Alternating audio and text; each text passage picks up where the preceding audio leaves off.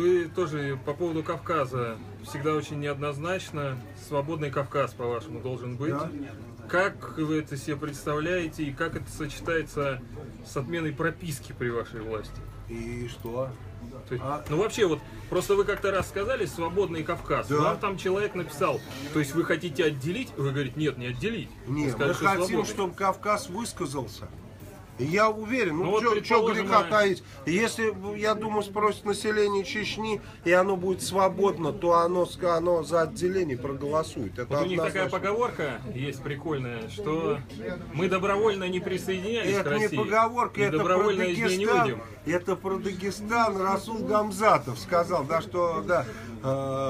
И про Дагестан мы тоже так считаем. Почему? Потому что язык межнационального общения в Дагестане русский. Ну там столько языков, что надо на каком-то языке более, что ли, русифицированная культура там, да. Ну, наверное, Дагестан не выйдет. Ну, хотя стоит народ Дагестана спрашивать. А Чечня, мне кажется, там совсем... Ну, если люди голосуют, если люди отголосуют вот такую форму, да, вот такую форму, значит, мы будем придерживаться и этой формы и двигаться в этом направлении. Наша главная задача — дать народам возможность высказаться. Они высказались, ну скажут, там прибежит большой... А? Русскому народу надо дать. Обязательно, конечно, русскому в первую очередь, и русский народ, и народ. Согласен. Многие в России с вами согласятся. Я готов проголосовать так же, как и вы, понимаете? Но да, нужно дать высказаться в данном случае всем. И каждый должен на себя часть этой ответственности взять. Ну, потому что мы не хотим, в конце концов, чтобы ни Кавказ, ни Россия, никто не были залитой кровью. Нам нужна свобода, и нам нужно более-менее, чтобы управляемая ситуация была.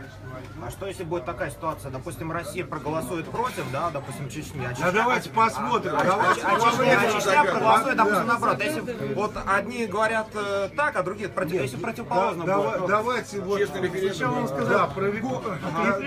дойдем до этого. То есть по мере поступления, не будем фантазировать, дойдем и по мере поступления будем решать. А стратегически мы от этого немного потеряем, если Чечня отделится? Ну не знаю, вот представьте себе, в Чечне сейчас разделенный народ, огромное количество людей живет за рубежом, хотят ли они там жить, многие не хотят, они хотят вернуться назад, и пусть возвращаются, я думаю, они там сами все решат, как им жить дальше. Но вот то, что происходит, такого не должно быть, потому что из Чечни каждый день бегут люди непонятно куда-то за рубеж, они ищут родину. Мы что, этого хотели? Мы, конечно, этого не хотели для них.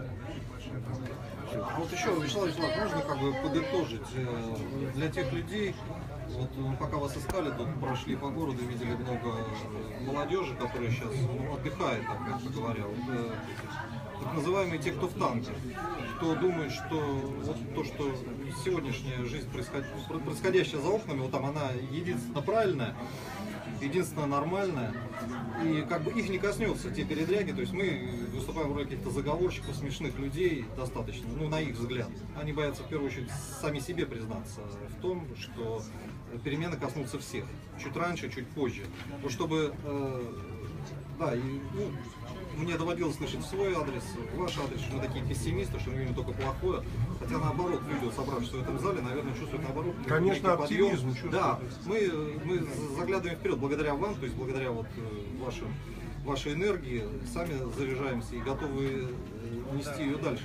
Так вот, чтобы те люди, которые начнут сталкиваться с такими проблемами, когда они начнут терять работу, когда их с их точки зрения нормальный уклад жизни, вот работа, пятница, суббота, это как бы это футбол, там пиво в барах, то есть начнет рушиться, чтобы вот именно из ваших уст прозвучала поддержка, чтобы они не кончали там жизнь самоубийством, то есть что это тоже наши люди, которые должны к нам примкнуть.